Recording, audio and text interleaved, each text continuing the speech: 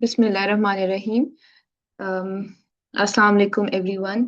I hope आप सब ठीक होंगे और सबकी प्रिपरेशन बाकी सब्जेक्ट्स की कंपलसरीज की सीएसएस पीएमएस सारी अच्छी जा रही होंगी।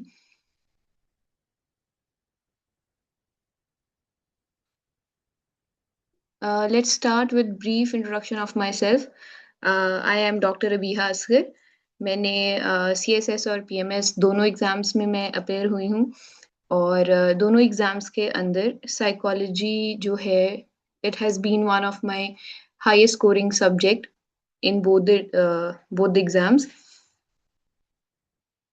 तो आज हम इस पे बात करेंगे psychology as an optional PMS पे।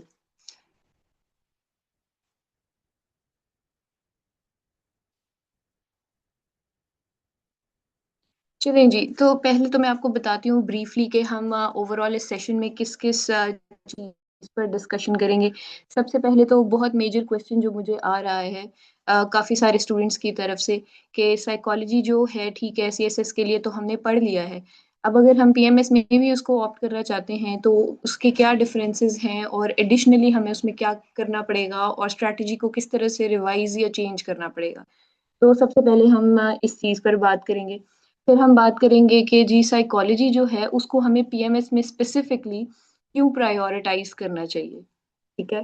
फिर उसके बाद हम दूसरी बात ये करेंगे कि साइकोलॉजी पीएमएस में जब स्टूडेंट्स ऑप्ट करते हैं तो ऐसी कौन सी डिफिकल्टीज होती हैं जो ऑलमोस्ट हर एक एस्पायरेंट फेस कर रहा होता है या फिर ऐसी मिस्टेक्स जो वो कर लेते हैं जिसकी वजह से अल्टीमेटली उनका स्कोर साइकोलॉजी में अच्छा नहीं आ पाता। ठीक है।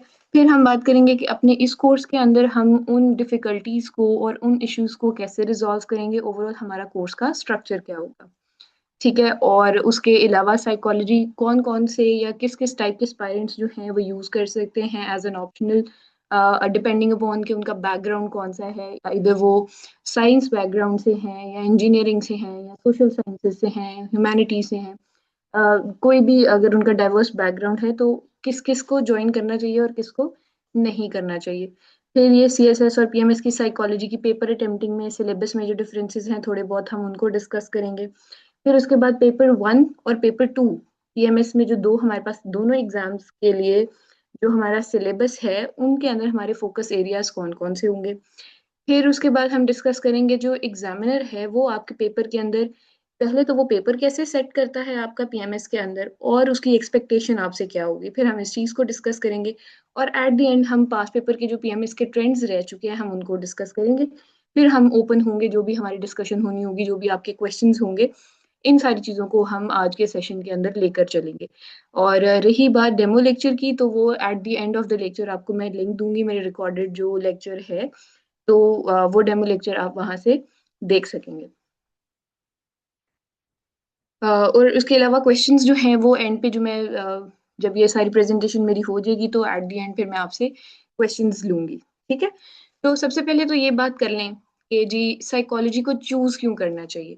अच्छा, आप में से कितने लोग होंगे जो पीएमएस रिपीट कर रहे होंगे या उन्होंने अपने इर्द गिर्द लोगों को देखा होगा पीएमएस में अपेयर होते हुए। तो इस साल बल्कि सब्सिक्वेंटली हर आने वाला साल जो है उसके अंदर पीएमएस का जो ट्रेंड है वो बहुत कम्पेटिटिव होता जा रहा है। और उसकी सबसे मेजर रीजन ये है कि जो रिटन स्कोर है वो एस्पायरेंट्स का बहुत ज्यादा बढ़ता जा रहा है। ठीक है। और जब रिटन स्कोर के अंदर ही आप काफी हाई स्कोर ले लेते हैं तो उसके बाद इंटरव्यू में है अगर आप पास भी कर रहे हैं या एवरेज मार्क्स भी ले रहे हैं तो आपकी एलोकेशन हो जाती है। ठीक है। इस साल ऐसे स्टूडेंट्स भी रहे हैं जिन्होंने इंटरव्यू में बहुत अच्छा परफॉर्म किया बट एट द एंड वो एलोकेट नहीं हो पाए। क्यों? रीजन ये थी कि उनके जो ऑप्शनल्स थे वो इतने ज्यादा स्कोरिंग नहीं थे। ठीक है। एफर्ट उन्होंने उतनी ही की जो लोग एलोकेट हुए हैं उनकी जितनी ही उन्होंने एफर्ट की है। बट सब्जेक्ट्स का डिफरेंस यहाँ पर आ जाता है। ठीक है। कुछ सब्जेक्ट होते हैं जो कि आपको मिनिमम एफर्ट के साथ अच्छा स्कोर दे जाते हैं, जैसे आपका पंजाबी है। अगर किसी को लिखनी आती है और पेपर प्रेजेंटेशन अच्छी है तो पंजाबी बहुत स्कोरिंग सब्जेक्ट है। उसी तरीके से साइकोलॉजी जो है, अगर इस पे आप थोड़ी सी एफर्ट कर लेते हैं, पेपर प्रेजेंटेशन पे काम कर लेते हैं, अपने कॉन्सेप्ट को क्लियर कर लेते हैं, तो साइकोलॉजी भी बहुत हाई हाई स्कोरिंग सब्जेक्ट है। तो पीएमएस के अंदर आपको मैं यही एडवाइस करूंगी कि आपने सब्जेक्ट जो तीन चूज कर रहे हैं जिनका आपने पेपर वन और पेपर टू देना है उसमें आपने वही चूज़ करने हैं जिनके अंदर ये पोटेंशियल हो कि वो आपको 140 क्रॉस करा दें इन टोटल, ठीक है? क्योंकि अगर 140 क्रॉस होगा आपके ऑप्शनल्स के अंदर तो ही आपका रिटन स्कोर जो है वो अराउंड 800 आएगा और अगर 800 आपका अराउंड स्कोर आएगा, तो ही आपकी पीएमएस में एलोकेशन पॉसिबल है वरना जो कॉम्पिटिशन है वो तो स्काई रॉकेट होता जा रहा है हर साल। ठीक हो गया। तो इसलिए आपके तीनों ऑप्शंस जो हैं वो हाई स्कोरिंग होने चाहिए। अच्छा, दूसरी चीज़ साइकोलॉजी सब्जेक्ट की सबसे बड़ी बात ये है कि आपके जितने भी कम्पेटिटिव एग्ज़ाम्स होते हैं, उसके अंदर आपका सेकंड पार्ट रिटन जब आपका क्लियर हो जाता है, तो आपका सेकंड पार्ट होता है साइकोलॉजिकल असेसमेंट का, ठीक है? तो जब आप ये साइकोलॉजी का सब्जेक्ट अपने रिटन में ही प्रिपेयर कर लेते हैं, तो आपको ये आइडिया हो जाता है कि आपकी साइकोलॉजिकल असेसमेंट जो है, वो किस तरीके से होनी है। क्या-क्या पैरामीटर्स होंगे जिस पर आपको टेस्ट किया जाएगा और अगर आप अपनी ट्रू पर्सनैलिटी दिखाना चाहते हैं और एक अच्छी पर्सनैलिटी दिखाना चाहते हैं, तो उसके क्या-क्या प्री रिक्विज़िट्स होते हैं, ठीक है? तो ये साइकोलॉजी का ओवरऑल कॉन्सेप्ट जब आपको आ जाएगा, तो वो चीज़ें भी आपको समझ में आना शुरू हो जाएँगी। इसलिए साइकोलॉजी जो है आपको उस फ़ेज़ में भी हेल्प करेगा बहुत अच्छे से। ठीक हो गया। अच्छा, उसके अलावा साइकोलॉजी को चूज़ करने की सबसे बड़ी रीज़न ये है कि इसमें आपको रोट लर्निंग जो है, उसकी ज़्यादा ज़रूरत नहीं है। इसमें सबसे ज़्यादा चीज़ जो ज़रूरी है, वो ये है कि आपके कॉन्सेप्ट्स क्लियर होने चाहिए, ठीक है? और कॉन्सेप्ट्स जब आपके क्लियर होते हैं, उनको मेमोराइज़ करने के लिए सिंपली आपने माइंड मैप्स बनाने होते हैं। तो जो आपके माइंड मैप्स बने होते हैं, आप एक चीज़ से दूसरी चीज़ को लिंक करते हैं, आप अपनी रियल लाइफ़ में उस चीज़ को इम्प्लीमेंट करते हैं, तो वो एक काइंड ऑफ एक फन एक्टिविटी हो जाती है, आपका उसमें इंटरेस्ट भी डेवलप हो जाता है और फिर वो आपको मेमोराइज़ करने में भी मसला नहीं होता, ठीक है? तो जो लोग रोte लर्निंग से भागते हैं या जिनको कांसेप्ट का शौक है या साइकोलॉजी वैसे ही उनको रियल लाइफ़ की बेसिस पे इंटरेस्टिंग लगती है, तो इनके लिए ये साइकोलॉजी जो है ये एक आइडियल सब्जेक्ट है। ठीक हो गया? अच्छा, अब उसके अलावा साइकोलॉजी की एक और ख़ासियत ये है कि ज़रूरी नहीं है कि अगर आपका बायोलॉजी या किसी मेडिकल साइंसेज़ से अगर आपका ताल्लुक है, तो ही आप साइकोलॉजी रख सकते हैं, बिल्कुल भी ऐसी बात नहीं है। इसमें जो आपने बायोलॉजी पढ़नी है, वो आपके मैट्रिक लेवल की जो कि जैसे मैट्रिक में आपके कॉन्सेप्ट्स बिल्ड होते हैं या उस लेवल की हम बात कर सकते हैं कि बायोलॉजी उस लेवल की है। बस ये है कि आपने उसको इम्प्लीमेंट करना सीखना है, अपनी रियल लाइफ़ में उसको अप्लाई करना सीखना है। ठीक हो गया? और इसके अलावा अगर सीएसएस में भी आप सब लोग अपेयर हो रहे हैं, तो उसमें जनरल साइंस वाला जो पार्ट है, जिसमें एवरीडे साइंस वाला पार्ट आता है, तो उसके साथ भी ये काफ़ी चीज़ें ओवरलैप करती हैं। ठीक हो गया? अच्छा, अब अगर ओवरलैपिंग की बात यहाँ पर मैंने स्टार्ट की है, तो ओवरलैपिंग में थोड़ी-सी चीज़ें मैं आपको ये भी बता दूँ कि जो सीएसएस के सब्जेक्ट्स हैं, उसके अंदर भी साइकोलॉजी काफ़ी जगहों पर ओवरलैप कर रही होती है, जिसमें आपका जेंडर स्टडीज़ आ जाता है, जिसमें मेजरली क्रिमिनोलॉजी का मेजर पार्ट जो थ्योरेटिकल पार्ट है, उसके साथ साइकोलॉजी बहुत ज़्यादा ओवरलैप कर रहा होता है। फिर उसके बाद पब्लिक एडमिनिस्ट्रेशन आपका ऑप्शनल सब्जेक्ट है, उसके साथ भी ये ओवरलैप कर रहा होता है। तो काइंड ऑफ एक इंटरेस्टिंग और ओवरआर्चिंग सब्जेक्ट है। अगर आप चूज़ करते हैं तो और इंटरेस्ट के साथ इसको पढ़ते हैं, तो ये आपको बहुत अच्छा स्कोर दे सकता है। ठीक है? अच्छा, अब हम बात करते हैं कि प्रॉब्लम्स क्या आती हैं स्टूडेंट्स को, अगर किसी ने चूज़ कर लिया है एज़ एन ऑप्शनल। तो सबसे पहले तो ये कि इस सब्जेक्ट के बारे में ना काफ़ी मिथ्स क्रिएट हुई हुई है मार्केट के अंदर। अब वो क्या होता है, कुछ कहते हैं कि जी इसके अंदर थ्योरीज़ ही थ्योरीज़ हैं, आपको वो सारे का सारा रट्टा लगाना पड़ता है और वो बिल्कुल ड्राई सब्जेक्ट है और आप थक जाते हैं पढ़ते-पढ़ते। अच्छा, तो अब ये चीज़ें जो लोग कहते हैं ना, असल में उनका मसला वहाँ पर ही आता है कि उन्होंने अपने कॉन्सेप्ट्स जो हैं, वो फाउंडेशनल कॉन्सेप्ट्स ही नहीं बिल्ड किए हुए होते, ठीक है? जब आपके वो कॉन्सेप्ट्स ही नहीं हैं, आपको कोई चीज़ समझ में ही नहीं आ रही है, तो ऑब्वियसली फिर जो आपने थ्योरी लिखी हुई है, आपने उसको रट्टे ही लगाने हैं। ठीक है? तो इसलिए इस चीज़ से आपने नहीं घबराना कि इसके अंदर थ्योरीज़ हैं और हमें बहुत ज़्यादा याद करने पड़ेगा, बिल्कुल ऐसी बात नहीं है। ये साइकोलॉजी के अंदर थ्योरीज़ ज़रूर हैं, बट वो थ्योरीज़ क्या हैं, वो सिंपल जनरल आपकी रियल लाइफ़ की बातें हैं, ठीक है? और उन बातों को हमने थ्योरीज़ का नाम दिया हुआ है और सबसे ज़्यादा या सबसे पहले जिस इंसान ने उस पर काम किया हुआ है, उसकी बेसिस पे उस थ्योरी को हमने एक नाम दिया हुआ है, ठीक है? आप यूँ समझ लें कि साइकोलॉजी के अंदर हमने अपनी डेली लाइफ़ को, अपनी डेवलपमेंट को, अपनी इंटरैक्शंस को स्टडी करना है, बट विद साइंटिफिक लेंस, ठीक है? हम साइंस के लेंस से देखेंगे कि अगर हम ऐसे बिहेव कर रहे हैं या हमारा माइंड ऐसे कर रहा है, हमारे इमोशंस ऐसे हो रहे हैं, तो ये मोटिवेशन हमें यहाँ से इस तरह से आ रही है। तो ये सारी चीजें जो हैं हम सब एक्सपीरियंस करते हैं, बस इसको हमने थोड़े साइंस के लेंस से इस सब्जेक्ट के अंदर देखा। ठीक है। फिर उसके बाद मेमोराइजेशन डिफिकल्टीज स्टूडेंट्स फेस करते हैं। अब मेमोराइजेशन डिफिकल्टी फिर इसका जो कोर है यहीं पर जाता है कि अगर आपके कॉन्सेप्ट्स क्लियर नहीं होते तो आपको मेमोराइज नहीं हो पाता। अगर आपके कॉन्सेप्ट्स क्लियर हो जाते हैं, आपने अपने शॉर्ट नोट्स बनाए हुए हैं, आप एक टॉपिक को एक पेज के अंदर कंसाइज कर लेते हैं और मेजर मेजर कीवर्ड्स को आप देख लेते हैं, तो वो आपको बड़ी इजीली मेमोराइज भी हो जाता है और रिवाइज भी बहुत जल्दी हो जाता है। ठीक है। तो ये भी काइंड ऑफ एक मिथ है कि जी आपको याद नहीं होगा। ओके। उसके बाद फिर हाँ, अब स्कोर की बात करते हैं कि स्कोर क्यों नहीं आ पाता। पीएमएस में इस साल देखा गया है कि साइकोलॉजी जितना स्कोर देती थी ना, इस साल एक्सपेक्टेड स्कोर एस्पायरेंट्स को नहीं मिल सका। अब उसकी रीजन क्या थी? रीजन ये थी कि एक तो पीएमएस के अंदर स्क्रीनिंग का टेस्ट स्टार्ट हो गया। ठीक है। अब वो स्क्रीनिंग की वजह से वो जो एक बल्क ऑफ पेपर जाता था साइकोलॉजी का चेक होने के लिए, वो अब लिमिटेड हो गया। ठीक है। जिस सेंटर में मैं थी उस सेंटर के अंदर भी अगर मुझे याद है, तकरीबन 20 से 25 लोग थे जिन साइकोलॉजी का वो सेंटर जो बनना था ना, उसमें 20 से 25 लोग थे मेरे सेंटर के अंदर। तो उस चीज से अंदाजा लगाया जा सकता है कि नंबर ऑफ पेपर जो है साइकोलॉजी के अंदर हो गया लिमिटेड। और जब वो पेपर का वॉल्यूम कम हो गया तो ऑब्वियसली एग्जामिनर को बहुत अच्छा टाइम मिलेगा कि वो अच्छे तरीके से आपके पेपर चेक कर सके। ठीक है। तो अब जब आपका पेपर अच्छे तरीके से चेक हो रहा है ना, तो उसके अंदर एग्जामिनर को प्रॉपर लेंथ भी दिखनी चाहिए आंसर की, कंसेप्चुअल क्लैरिटी भी दिखनी चाहिए। फिर जो साइकोलॉजी के मेजर थ्योरीज हैं उनको आपने क्वेश्चन के अंदर कैसे इम्प्लीमेंट किया है या अप्लाई किया है, एग्जामिनर को वो भी दिखना चाहिए। ठीक है। तो ये अभी हम जो आंसर का स्ट्रक्चर है वो अभी आगे जाके स्लाइड्स में हम डिस्कस करेंगे।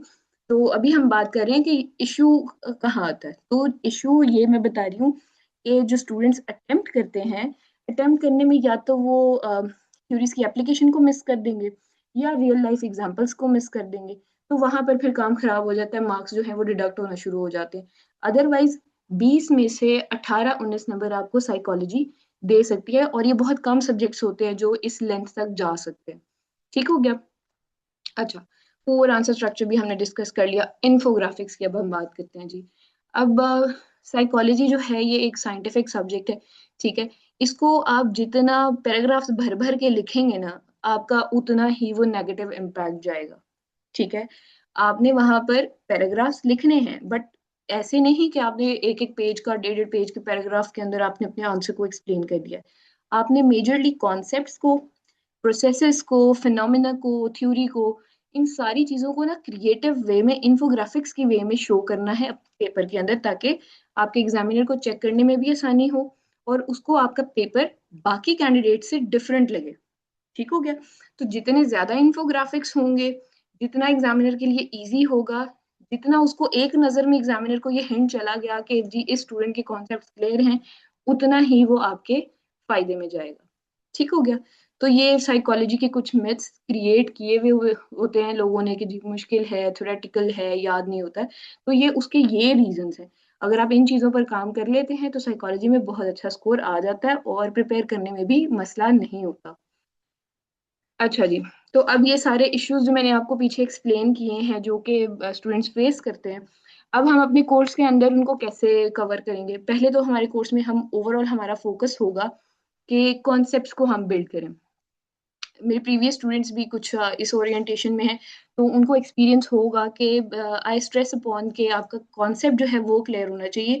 और उस कॉन्सेप्ट को क्लियर करने के बाद जो पूरा का पूरा फिनोमेना है वो आप अपनी वर्डिंग में भी एक्सप्लेन कर सकते हैं, बुलेट पॉइंट्स के अंदर भी कर सकते हैं, जैसे आपके लिए ईजी है। वो आपका राइटिंग स्टाइल है। साइकोलॉजी बहुत ओपन है, आपको बहुत ज्यादा लीनियंट रखता है कि आप किसी भी वे में जाके क्रिएटिवली आप अपने नॉलेज को एक्सप्रेस कर सकते हैं अपने पेपर के अंदर। ठीक हो गया। फिर उसके बाद हम इसमें एग्जामिनर की डिमांड क्या होती है? ठीक है। जो भी अगर एग्जामिनर ने आपका क्वेश्चन पेपर सेट किया है और हर एक क्वेश्चन को उसने स्पेसिफिकली सेट किया है, तो उसकी डिमांड क्या है, ये हम पास पेपर एनालिसिस भी करेंगे। और उन पास पेपर्स में कुछ क्वेश्चंस को हम डिस्कस भी करेंगे। फिर हमें क्लियर हो जाएगा, अगर एक दो पेपर्स हम लोग इस तरीके से करेंगे तो हमें क्लियर हो जाएगा कि कोई भी अगर हमें क्वेश्चन आता है तो उसको हमने एग्जामिनर की डिमांड्स को सेटिस्फाई कैसे करना है। ठीक हो गया। फिर उसके बाद कोई भी अगर हम टॉपिक स्टडी करेंगे तो उसके एंड पे हम क्वेश्चन डिस्कस करेंगे कि अगर इस टॉपिक का क्वेश्चन आ जाता है तो उसका एक स्ट्रक्चर्ड वे में आंसर किस तरीके से करना है, हम इस पर भी डिस्कशन करेंगे। ठीक हो गया। फिर उसके बाद जितनी भी थ्योरीज हम पढ़ेंगे, जितनी भी साइकोलॉजी की थ्योरीज हैं, उन सबको हम रियल लाइफ की जो एग्जांपल्स होती हैं, हर इंसान के पास अपनी अपनी एग्जांपल्स होती हैं, अपने अपने लाइफ एक्सपीरियंसेस होते हैं, तो हम उन थ्योरीज को अपनी लाइफ के एक्सपीरियंसेस के ऊपर अप्लाई करेंगे, जो कि आपके लिए करना भी आसान होगा। उसमें आपको कुछ याद करने की भी जरूरत नहीं है, और वही चीज आपने पेपर में लिख के आनी है। जैसे कि अभी रिसेंटली जो ये जो लास्ट पीएमएस का एग्जाम हुआ है, उसके अंदर एग्जामिनर ने सवाल, सिंपल ये सवाल पूछा हुआ था कि आपको किन किन चीजों की वजह से स्ट्रेस होता है। ठीक है, आप उस स्ट्रेस को कैसे मैनेज करते हैं, और आपकी कोपिंग स्ट्रेटजीज क्या होती हैं। तो ये कितना सब्जेक्टिव है, ये हर इंसान अपने लिहाज से कितनी चीजें इसके अंदर लिख सकता है। और अगर उसने थ्योरेटिकल बैकग्राउंड के साथ उसको बेसिस दिए हैं, उसको उसके पिलर्स जो हैं वो थ्योरेटिकली खड़े हुए हैं, तो फिर तो वो एक अच्छा स्कोर करने वाला आंसर है। उसमें तो किसी को कोई रट्टे की जरूरत नहीं थी इस किस्म के क्वेश्चन में। ठीक हो गया। फिर उसके बाद एट दी एंड जब हमारा कोर्स ये कंप्लीट हो जाएगा, हम आपके मॉक एग्जाम्स लेंगे, पेपर 1 पेपर 2 के एग्जाम लेंगे। तो उसमें फिर आपको आइडिया हो जाएगा कि आप अपने पेपर में कॉन्फिडेंटली जा सकते हैं। ठीक हो गया। तो ये जी हमारे कोर्स का स्ट्रक्चर होगा, टॉपिक वाइज लेक्चर्स होंगे, पास पेपर्स को हम इंटीग्रेट करेंगे, एमसीक्यूज करेंगे, मूक्स लेंगे एंड ऑल, ये सारी चीजें तो जो है ही हैं कोर्स का पार्ट। ठीक हो गया। अब यही बात है, ये अब कौन से स्टूडेंट्स के लिए है, कौन से एस्पायरेंट्स के लिए, तो कोई भी बैकग्राउंड से कोई भी स्टूडेंट है, कोई फर्क नहीं पड़ता, आपने कंप्यूटर साइंस पढ़ी है, आपने इंजीनियरिंग पढ़ी है, या कुछ भी आपने पढ़ा है। ठीक है, हम यहाँ पर जीरो से स्टार्ट करेंगे, बेसिक कॉन्सेप्ट से स्टार्ट करेंगे, और फिर उन बेसिक कॉन्सेप्ट्स के ऊपर स्लोली स्लोली बिल्ड करते जाएंगे। ठीक हो गया। और उसके अलावा अगर कोई पहले पीएमएस में अपेयर हुआ है और वो स्कोर नहीं अच्छा ले पाया, तो वो जो भी वहाँ पर कमियां रह गई थी, वो हम इस कोर्स में बताएंगे और उन चीज़ों को उन पर काम करेंगे। ठीक हो गया। सीएस और पीएमएस की साइकोलॉजी में पहले तो मेजर फर्क मैं आपको बता दूं, सीएसएस में ऑब्वियसली आपके पास 20 नंबर के एमसीक्यूज का एक क्वेश्चन आता है। फिर उसके बाद आपके पास 6 सवाल होते हैं, 7 सवाल होते हैं, उसके अंदर में से आपने 4 सब्जेक्टिव लॉन्ग क्वेश्चंस करने होते हैं। ठीक हो गया। अच्छा, अब इसमें ना सीएसएस का सबसे बड़ी बात यह है कि सिलेबस इसका ऑलमोस्ट पीएमएस के जितना ही है, वही टॉपिक्स हैं जो पीएमएस के अंदर हैं, but CSS is relatively more analytical. ठीक है, उसमें एग्जामिनर बहुत घुमा फिरा के क्वेश्चन आपसे पूछेगा। ठीक है, डायरेक्ट कभी भी नहीं पूछेगा। चंद एक आपके पेपर के अंदर क्वेश्चंस होते हैं जो बिल्कुल टू द पॉइंट डायरेक्ट होते हैं, मगर बाकी के जो आपके पास होते हैं वो उसने एनालिटिकली पूछे होते हैं। ठीक हो गया।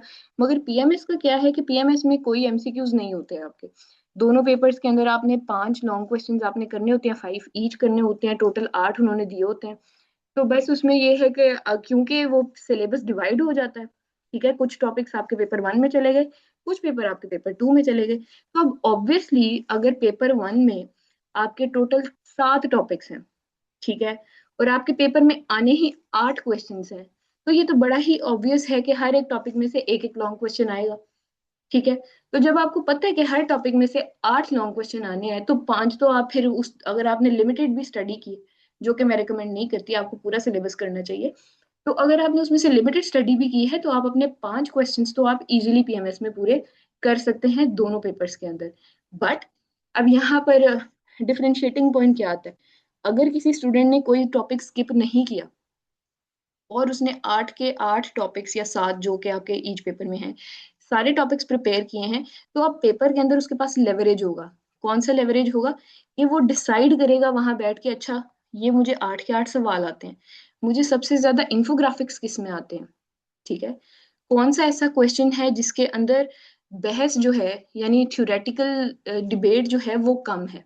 ठीक है, तो थ्योरेटिकल डिबेट वाले क्वेश्चंस आपने स्किप करते जाना है, और जिसके अंदर आपको ज्यादा इंफोग्राफिक्स आते हैं, आपने वो क्वेश्चंस जो है वो अटेम्प्ट करने करते जाना है, क्योंकि इंफोग्राफिक्स वाले क्वेश्चन में मार्क्स आपको ज्यादा मिल जाते हैं। ठीक हो गया। तो ये थोड़ा सा डिफरेंस हो गया आपके सीएसएस और पीएमएस के साइकोलॉजी के पेपर का। सीएसएस में आपका सिलेबस वास्ट है और आपको नहीं पता कि किस क्वेश्चन के किस टॉपिक के अंदर से आपको क्वेश्चन पूछ लिया जाए, सो प्रिडिक्टेबिलिटी इज लिमिटेड देयर। मगर पीएमएस के अंदर आपकी प्रिडिक्टेबिलिटी जो है वो ज्यादा हो जाती है, क्योंकि सिलेबस ही आपका दोनों पेपर्स में डिवाइड हो जाता है। अच्छा, क्वेश्चंस मैं जो है एंड पे लूंगी। जी, बुक्स भी मैं आपको बताती हूँ, एंड पे मैं बताती हूँ, सारी डिस्कशन हम करते हैं। बस 2-3 चीज़ें रह गई हैं, थोड़ा-सा पेशेंस रख लें। अच्छा, अब पेपर 1 और पेपर 2 की जैसे मैं आपको बता रही थी, अब ये पूरे का पूरा सिलेबस आपका सीएसएस में भी है, चंद एक चीज़ें जो हैं वो नहीं है सीएसएस के अंदर, ठीक है? जैसे इसमें पेपर 1 के अंदर स्पेसिफिकली चाइल्ड डेवलपमेंट है, तो सीएसएस के अंदर सिर्फ चाइल्ड डेवलपमेंट नहीं है, सीएसएस के अंदर ओवरऑल ह्यूमन डेवलपमेंट है, ठीक हो गया? अब ये रिसर्च साइकोलॉजी जो है सीएसएस के अंदर सिरे से नहीं है, ठीक हो गया? एथिकल इश्यूज़ जो है ये कंप्लीट एक सब टॉपिक यहाँ हमारे पास पीएमएस में है, तो छोटे-मोटे डिफरेंसेस हैं, बट मेजर फ़र्क कहाँ लाया करता है कि सीएसएस के अंदर आपने इतनी डेप्थ में स्टडी नहीं करनी होती है, क्योंकि अगर कोई क्वेश्चन आ भी जाता है तो वो एनालिटिकली आएगा, ठीक हो गया? मगर पीएमएस के अंदर क्वेश्चंस जो आपको आते हैं वो सिलेबस फ़ोकस्ड होते हैं, प्रेडिक्टेबल होते हैं, और अगर ये एक उन्होंने टॉपिक दिया हुआ है ना सोशल साइकोलॉजी, तो ये आपने पूरा का पूरा करना है, इसमें से कुछ स्किप नहीं करना। ठीक हो गया? 1 सेकंड। अच्छा, हाँ। अब यहाँ पर ये जो बात अब मैं आपको बताने वाली हूँ, ये बात जो है ये आपको अपने साथ बाँध लेनी है थ्रू आउट द पीएमएस, कोई भी आप ऑप्शनल्स अगर ऑप्ट कर रहे हैं, ये बात जो है हर एक ऑप्शनल पे इम्प्लीमेंट होगी। अच्छा, बेसिकली पीएमएस के अंदर जो भी आपके पास पेपर 1 होता है ना, वो उस सब्जेक्ट का थ्योरेटिकल पार्ट होता है। और पेपर 2 जो होता है वो मोस्ट ऑफ द टाइम वो काइंड ऑफ अप्लाइड होता है वो सब्जेक्ट, ठीक है?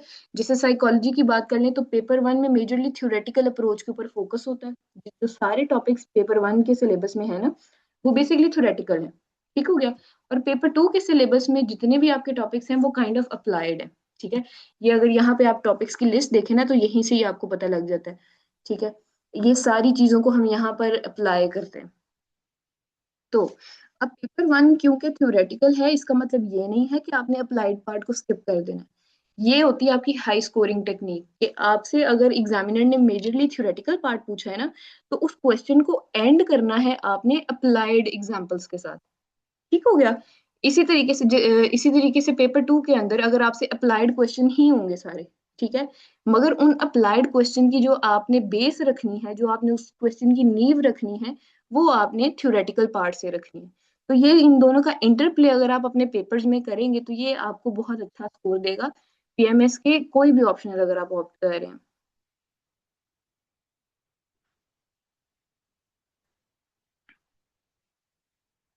अच्छा, किसी ने पूछा थ्योरेटिकल का मतलब क्या है और अप्लाइड का मतलब क्या है? चलिए ये मैं यहीं पर डिस्कस कर लेती हूँ कि फिर समझ अगर यहाँ से ना आए तो कोई फ़ायदा नहीं। अच्छा, थ्योरेटिकल का मतलब है कि कोई भी टॉपिक है ना, जैसे कि हम एग्ज़ाम्पल से यहाँ पे डिस्कस करते हैं। Just a minute. अच्छा जी। अच्छा, जैसे अब यहाँ से कोई भी टॉपिक आप चूज़ कर लीजिए, जैसे ये है बायोलॉजिकल बेसिस ऑफ बिहेवियर, ठीक है? पेपर 1 में थ्योरेटिकल किस तरीके से होगा कि हम ओवरऑल थ्योरीज़ स्टडी करेंगे, ठीक है? हम देखेंगे कि बायोलॉजी क्या है, बायोलॉजी आपके बिहेवियर को कैसे-कैसे इम्पैक्ट करती है, ठीक है? कौन-कौन से ऐसे मैकेनिज़्म्स हैं जो आपका बिहेवियर शेप कर रहे हैं, जो कि आपकी बायोलॉजी की बेसिस पे हैं। बायोलॉजी का मतलब क्या है? आपका ब्रेन है, ठीक है? आपके बॉडी के अंदर न्यूरोट्रांसमिटर्स होते हैं, आपकी बॉडी के अंदर हॉर्मोन्स होते हैं। तो ये जो भी आपकी बायोलॉजी से, फिज़ियोलॉजी से रिलेटेड चीज़ें जो हैं, वो आपके बिहेवियर को शेप कर रही होती हैं। तो हम यहाँ पर वो सिंपल मैकेनिज़्म्स को स्टडी करेंगे। ठीक हो गया? तो यही चीज़ जब हम अप्लाइड में चले जाएँगे, तो अप्लाइड में जैसे अब ये सोशल साइकोलॉजी है, हम देखेंगे कि अगर हम किसी के साथ इंटरैक्ट कर रहे हैं सोशली, किसी से बात कर रहे हैं या हम किसी ग्रुप में बिहेव कर रहे हैं, तो हमारे उस बिहेवियर के अंदर ये जो हमने पेपर 1 के अंदर बायोलॉजिकल बेसिस पढ़े थे, इनका क्या रोल आता है, ठीक है? यहाँ पे सारी पढ़ी हुई थ्योरीज़ को हम इन सोशल जो सेटअप होगा, उसके अंदर उसको अप्लाई कर देंगे। तो बेसिकली ये हमारा फ़र्क होता है थ्योरेटिकल और अप्लाइड फ़ील्ड्स के अंदर, और ये साइंस की कितनी जितनी भी ब्रांचेज़ हैं उन सारों के अंदर ऐसे होता है। ठीक है? ऐसे ही एग्ज़ाम्पल अगर मैं आपको क्रिमिनोलॉजी की दूँ, तो थ्योरेटिकल क्रिमिनोलॉजी के अंदर आप स्टडी करते हैं कि डिफरेंट बायोलॉजिकल थ्योरी है जी, आपकी बायोलॉजी की ये रीज़न्स होते हैं जिसकी वज़ह से क्रिमिनल शेप पाते हैं, ठीक है? फिर थ्योरीज़ आ जाती हैं कि जी आपकी सोसाइटी की ये चीज़ें हैं जो क्रिमिनल्स कॉज़ करती हैं। तो ये सारा थ्योरेटिकल पार्ट फिर जब आप उसको क्रिमिनोलॉजी में अप्लाई करते हैं, किस तरह अप्लाई करते हैं? जो आपका जुवेनाइल जस्टिस सिस्टम होता है, आपकी प्रिज़न मैनेजमेंट होती है और ये सारी चीज़ें जो कोर्ट्स में, तो वो आप उसकी एप्लीकेशन कर रहे होते हैं यहाँ पे, ठीक हो गया। अच्छा जी, अब ये थोड़ा सा यहाँ पे पास पेपर्स के एनालिसिस की बेसिस पे जो रिपीटेडली चीजें जो पूछी गई हैं वो यहाँ पर चंद एक मेंशन की गई हैं। तो इससे आपको आइडिया हो जाएगा कि जो मेजर करने वाले टॉपिक्स हैं, अगर किसी स्टूडेंट ने लिमिटेड स्टडी करनी है, जो कि मैं बिल्कुल रिकमेंड नहीं करती, तो किस किन चीजों पर फोकस करना चाहिए। तो ये वो चंद एक चीजें यहाँ पर हमने लिखी हुई हैं।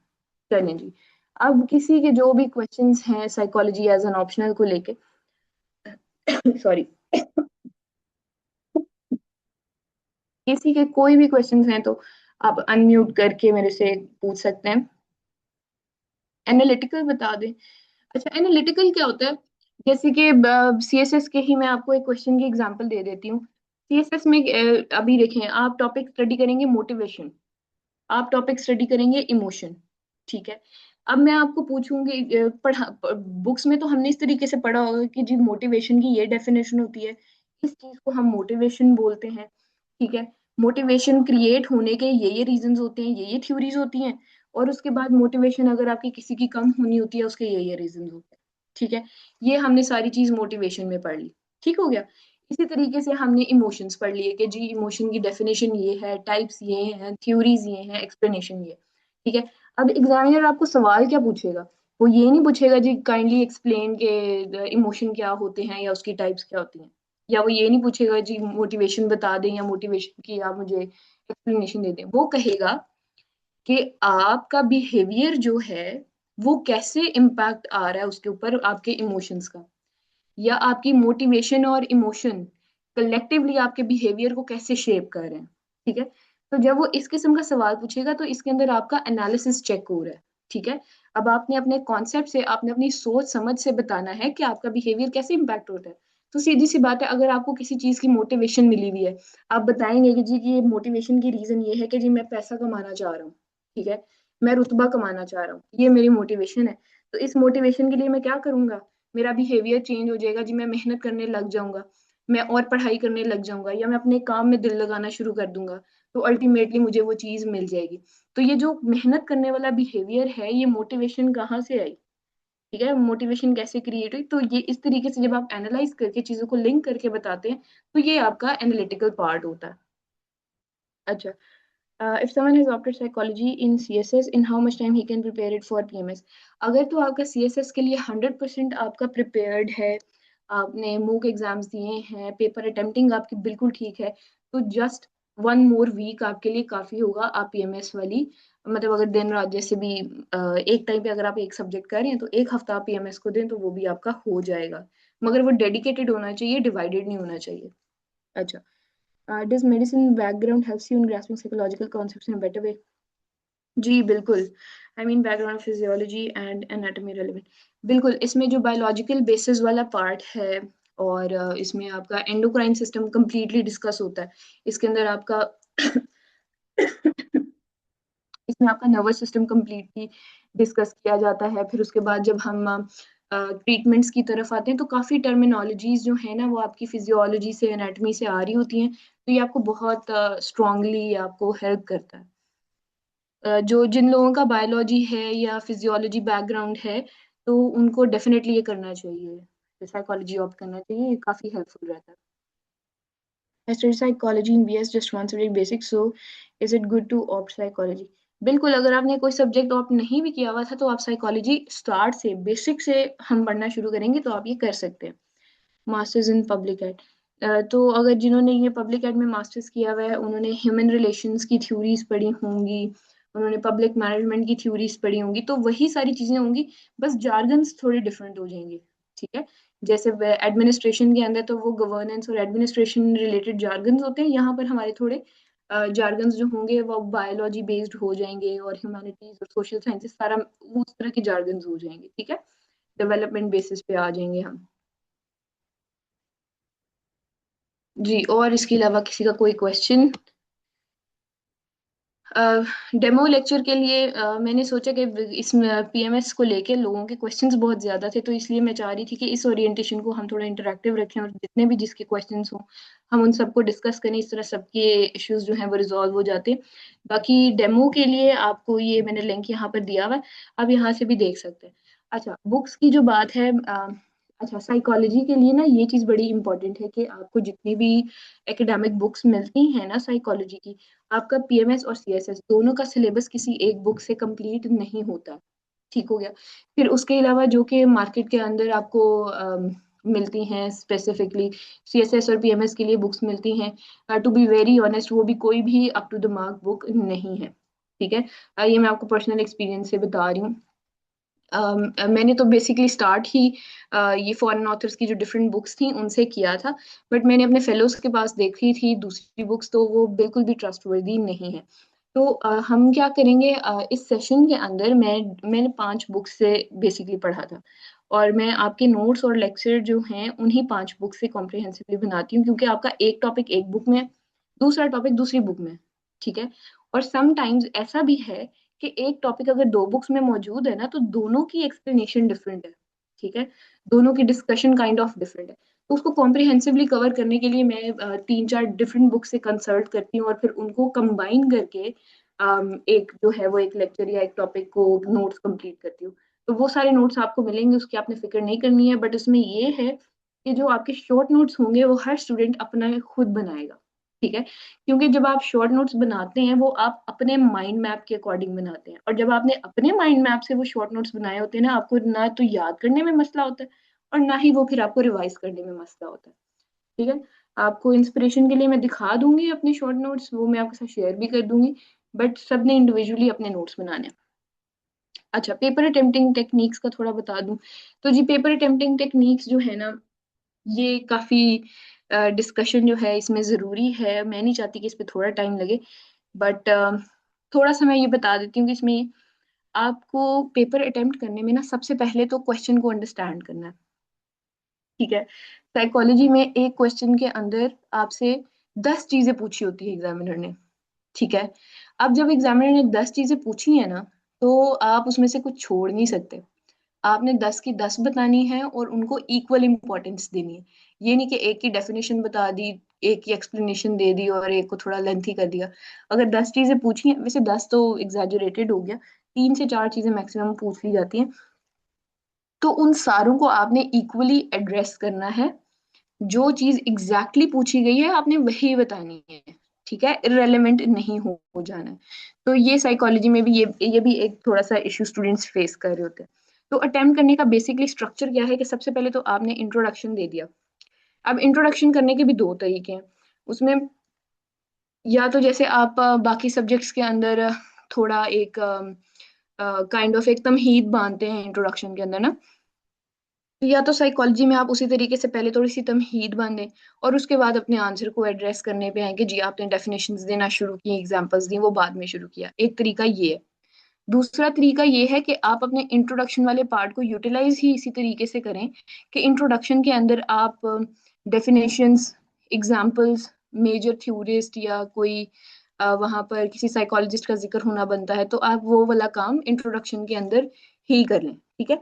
तो ये दोनों तरीके जो हैं दोनों ठीक हैं, दोनों किए जा सकते हैं। आप किस में सबसे ज्यादा कंफर्टेबल हैं आपने वो चूज करना है। ये हो गया इंट्रोडक्शन वाले पार्ट के बाद। ठीक है। हमने फिर जाना है डायग्राम्स की तरफ। ठीक है। जो भी क्वेश्चन आपसे पूछा गया है, इधर आपसे सिगमंड फ्रूड की थ्योरी पूछी गई है, जी आपने बताना है पर्सनालिटी डेवलपमेंट कैसे होती है, या फिर आपने बताना है कि आपका बिहेवियर मेजरली कैसे शेप हो रहा है, तो वहां पर आपने उन चीजों की डायग्राम सबसे पहले ड्रॉ करनी है। ठीक है। डायग्राम के बाद फिर आपका नेक्स्ट स्टेप होगा कि आपने उसकी एक्सप्लेनेशन की तरफ आ जाना है। ठीक है। फिर एक्सप्लेनेशन के अंदर कोई भी अगर आपने स्टेप बाय स्टेप फिनोमेना बताना है, ठीक है, उसके स्टेप्स बताने हैं, या फिर आपने थ्योरीज वहां पर डिस्कस करनी है, वो सारी चीजें फिर आपने जो आपका मेन बॉडी पार्ट होता है किसी भी क्वेश्चन का, वो फिर आपने वहां पर एक्सप्लेन करना है। ठीक हो गया। फिर वो एक्सप्लेन करने के बाद जैसे आप बाकी पेपर्स के अंदर क्रिटिकल एनालिसिस देते हैं ना, तो साइकोलॉजी के अंदर आपका क्रिटिकल एनालिसिस क्या होगा? साइकोलॉजी के अंदर आपका क्रिटिकल एनालिसिस होता है, आपने अप्रोचेस बतानी होती हैं। ठीक है। साइकोलॉजी जब हम स्टार्ट करेंगे ना, तो शुरू में हम 5-6 स्कूल ऑफ थॉट हैं साइकोलॉजी के। ठीक है। तो आपने अपने जो भी टॉपिक आपसे पूछा गया है ना, जो भी आपसे क्वेश्चन पूछा गया है, आपने उसका स्कूल ऑफ थॉट के हिसाब से थोड़ा सा डिस्कस कर लेना है कि जी आपका जो लर्निंग स्कूल है उसके मुताबिक ये चीज ऐसे है। ठीक हो गया। जो आपका कॉग्निटिव स्कूल है उसके मुताबिक ये चीज इस तरीके से है। तो ये काइंड ऑफ 6 से 7 लाइनों के अंदर या एक पैराग्राफ के अंदर आप इन चीजों को हाईलाइट करके डिस्कस कर सकते हैं in the form of critical analysis. ठीक है, ये आपकी मर्जी है कि आप उसको क्रिटिकल एनालिसिस का हेडिंग दे दें, या फिर आप according to different school of thought आप इस तरह का कोई हेडिंग दे दें, ये टोटली आप पे डिपेंड करता है। ठीक है, या फिर उसके बाद जो कंक्लूजन है वो आपका ऑप्शनल होता है। आप अगर दे दें तो अच्छी बात है, अगर ना दें तो वो जरूरी भी नहीं है। मेन चीज ये है कि जितने अगर 3 कंपोनेंट्स क्वेश्चन में पूछे गए हैं तो तीनों को इक्वल इंपॉर्टेंस देनी है और तीनों को एक्सप्लेन करना है। ठीक है, और उसके अलावा पीएमएस के अंदर आपके क्वेश्चंस की लेंथ जो है ना वो बहुत मैटर कर रही होती है।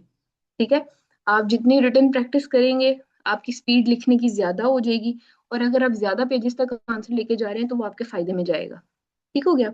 और अगर आप इन्फोग्राफिक्स अच्छे यूज करें फिर तो पेजेस की लेंथ तो ऑटोमेटिकली इंक्रीज हो ही जाती है, फिर तो वो कोई मसला ही नहीं रहता है। तो साइकोलॉजी में इसको समझना याद करना मसला नहीं है, इसमें आपको पेपर अटेम्प्टिंग की जो प्रैक्टिस है वो आपको मेजरली करनी चाहिए। ठीक है, जितनी जितनी आप प्रैक्टिस करते जाएंगे आपके पेपर में नीटनेस और अट्रैक्टिवनेस बढ़ती जाएगी, तो वो आपके लिए फायदे में चीज जाएगी। ठीक हो गया। जी, और इसके अलावा किसी का कोई क्वेश्चन?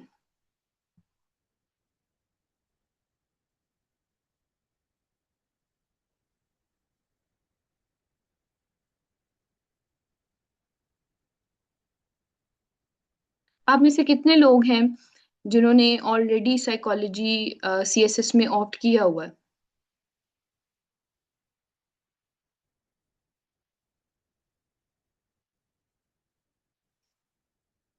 आप हैंड रेस करके बता सकते हैं।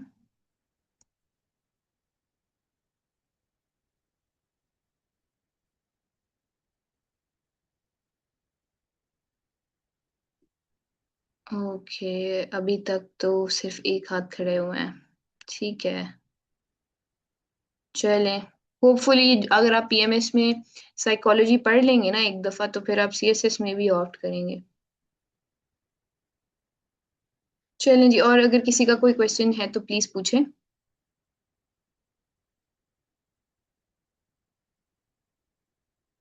कोई भी किसी भी किस्म का कोई क्वेश्चन पेपर अटेम्प्टिंग को लेके, साइकोलॉजी को ऑप्ट करने के लिए सिलेबस अटेम्प्ट वो कंप्लीट करने में कितना टाइम लगेगा, कोई भी अगर किसी का कोई क्वेश्चन है, या आप सब क्लियर हैं कि सब ऑप्ट कर रहे हैं साइकोलॉजी?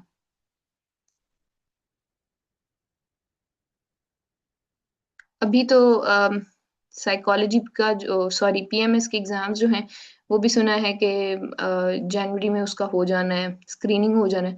तो ऑब्वियसली उसके बाद 3-4 महीनों के अंदर फाइनल एग्जाम्स भी कंडक्ट हो जाएंगे। तो हमारी कोशिश पूरी यही होगी कि हम विद इन 5 वीक्स इसको वाइंड अप कर लें। एक हफ्ते में 4 दिन हमारी क्लासेस हुआ करेंगी, 1.5 घंटे की हमारी क्लास हुआ करेगी। फिर उसमें मॉक्स भी हम लेंगे, तो काफ़ी अच्छी तैयारी आपकी इसमें हो जाएगी, पेपर 1 और पेपर 2 दोनों की। 5 जनवरी से हम स्टार्ट करें अपना कोर्स। चलें जी, अगर किसी का कोई क्वेश्चन नहीं है तो फिर हम मीटिंग को यहीं पर एंड करते हैं। I hope to see you all soon. Thank you so much for joining today.